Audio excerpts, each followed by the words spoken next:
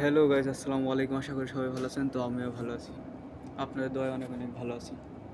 তো আজকের বিষয়টা হইতেছে যে আমরা যারা প্রবাসী আছি, এই যে প্রবাসে যারা যারা থাকে, এরা যাবত আজ দুদিন ধরে বাসায় কোনো যোগাযোগ নেই, বাংলাদেশে কোনো যোগাযোগ নেই।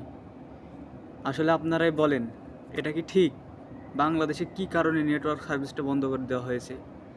আমরা যেহেতু প্রবাসে থাকি, সারাদিন কষ্টের পরে কাজকর্ম করে যে রান্দাবাড়া করে খাওয়া দাওয়া করে বাসায় যখন ফোন দিতে যাই, ফোনটা ধরে না বা ব্যস্ত দেখায়, কানেকশন পায় না। এর কারণটা কি? কেন হচ্ছে এগুলো? এগুলো হচ্ছে কেন? বাংলাদেশে এমনটা করছে কেন? বাংলাদেশ বেহেশতের পথে নিয়ে চলে গেছে শেখ হাসিনা সরকার। ওই জালেম সরকারকে এই দুনিয়া থেকে বিদায় করতে হবে। ওর কারণে এই দুনিয়াটা আজকে শেষ। আমরা যারা প্রবাসে আছি, এই প্রবাসের প্রত্যেকটা প্রবাসী ভাইদেরকে বলতে চাচ্ছি আমি একটাই অনুরোধ: ব্যাংকের মাধ্যমে কোনো রকম রেমিটেন্স যোদ্ধা পাঠানোর কোনো দরকার নেই। পাঠায়ে যদি আমাদের এই অবহিত হতে হয়, তাহলে পাঠায়ে আমাদের লাভটা হলো কি? ব্যাংকের মাধ্যমে কোনো রেমিটেন্স যাবে না আর। আর এই জালেম সরকারকে আমরা বিভক্ত করতে চাই দুনিয়ার থেকে।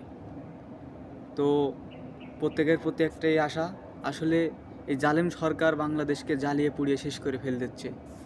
হাজারো ছাত্রলীগ হাজারো মায়ের বুক খালি করে দিয়েছে এই জালেম সরকার।